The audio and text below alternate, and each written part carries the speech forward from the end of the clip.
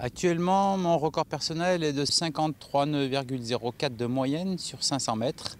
Donc c'est une moyenne que je tiens avec une pointe à l'intérieur ce jour-là à 58,14 et des pointes encore plus violentes que ça. Elle est de 67 nœuds 15. Ça fait en km/h 125 km/h. Ça, c'est hors non officiel. Et le record, je l'ai réalisé en Namibie, dans un village qui s'appelle Luderitz. Chaque année a lieu les tentatives de record où cet endroit est spécifique parce qu'il y a du vent constant, régulier. Et on peut assurer une fois par mois un vent régulier au-delà de 50 nœuds de moyenne. Donc là, c'est des vents à record. Mon dernier record, je l'ai fait dans 25 à 32 nœuds, ce qui fait que c'est rien du tout et que j'espère vraiment au-delà. Ça va être très facile finalement, parce que pour avoir 25-32 nœuds, c'est tous les jours là-bas qu'on a ça. Donc si je chope le bon créneau l'an prochain, je compte faire les 60 nœuds, c'est mon objectif d'ailleurs, avoir le record du monde et passer les 60 nœuds de moyenne sur 500 mètres.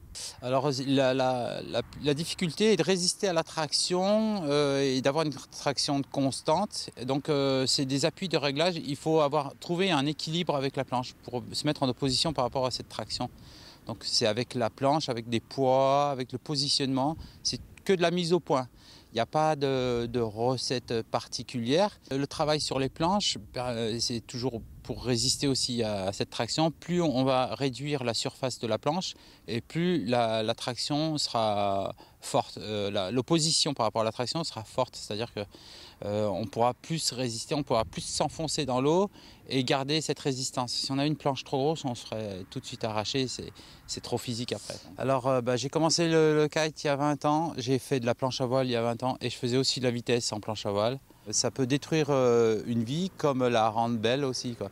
Si vous avez une vie de famille, vous allez passer énormément de temps sur les entraînements et vous allez penser qu'à ça, tout tourne autour de ça. Du coup, ça peut être à double tranchant. Ici, j'ai déjà des vitesses enregistrées avec mon GPS de 45 nœuds de moyenne tout en haut de l'étang, là où c'est tout plat, quand on a une bonne tramontagne, avec une pointe à 52 nœuds. Alors là, je crois qu'il y a un mystère, ça doit être les carottes que je mange tous les matins ou je sais pas, le blé dur. Non, en fait, c'est simplement l'envie, quoi. Je vis dedans, je suis passionné, et plus que passionné, et je compte pas les heures d'entraînement. Et puis, c'est un vrai bonheur. Quand on aime, on ne compte pas.